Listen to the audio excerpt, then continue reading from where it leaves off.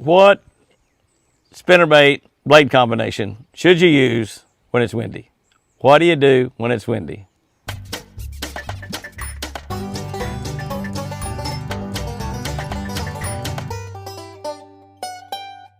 June 16. Good morning, guys and girls. Reading from a Catch a Better Life book on the Catch a Better Life channel on YouTube. If you are not subscribed to the Catch a Better Life channel on YouTube, please do so. Your life will change dramatically if you'll just give us a few days on there. Let God have a chance at making your life better. We have a scripture for every single day, a devotional built around fishing, and a fishing tip for every single day. Today's scripture on June 16th, 1 Corinthians 16:2. That's right, 1 Corinthians 16:2, Paul writing a letter to the Christians at Corinth. On the first day of the week, let each one of you lay something aside, storing up as he may prosper. I think they're talking about the tithe there. It doesn't say tithe, but I think that's what they're talking about. Let's see what I wrote about that. To become good at anything, you got to put much time and effort into becoming better. If you're going to get good at something, it takes a lot of work.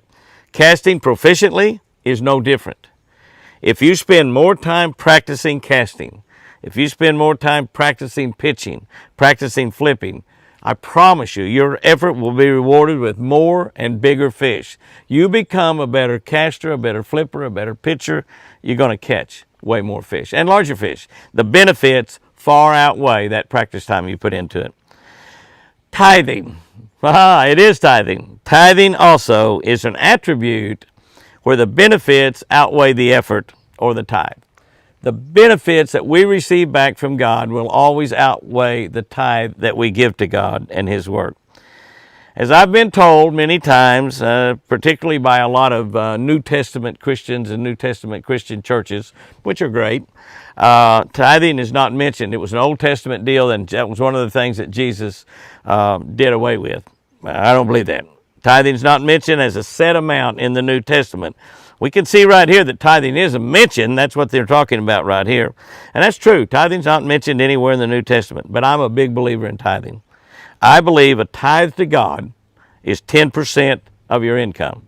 And an offering is that amount above 10% that you want to give God, the amount that you want to give God. Whatever you give to God and whatever you give to His work, God's going to bless you.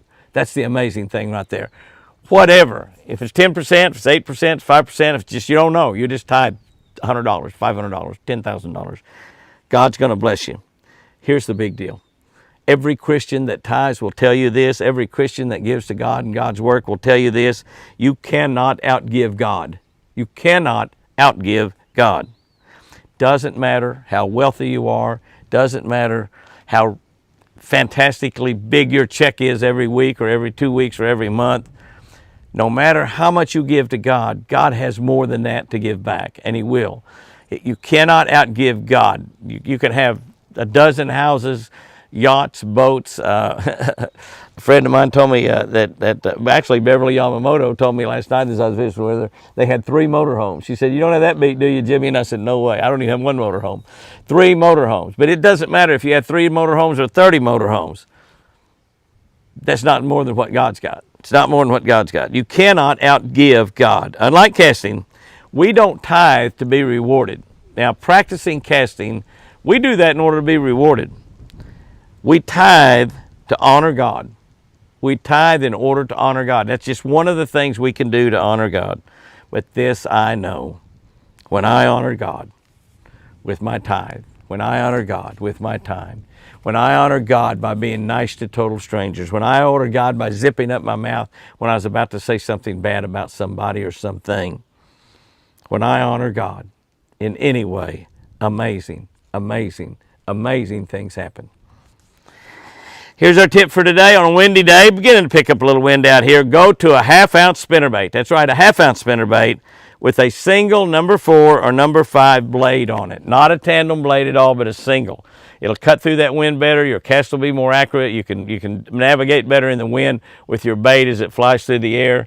And you can navigate your line a little bit better with a half-ounce bait on there at the end of it too. A half-ounce spinnerbait, basically a 4 or 5 Colorado blade will do better than a willow leaf. But a single willow leaf blade is good too. Guys and girls, go out there and have you a great one today. You make the day doesn't make you. You choose to honor God today, and amazing things will happen. Remember, I sure do love you.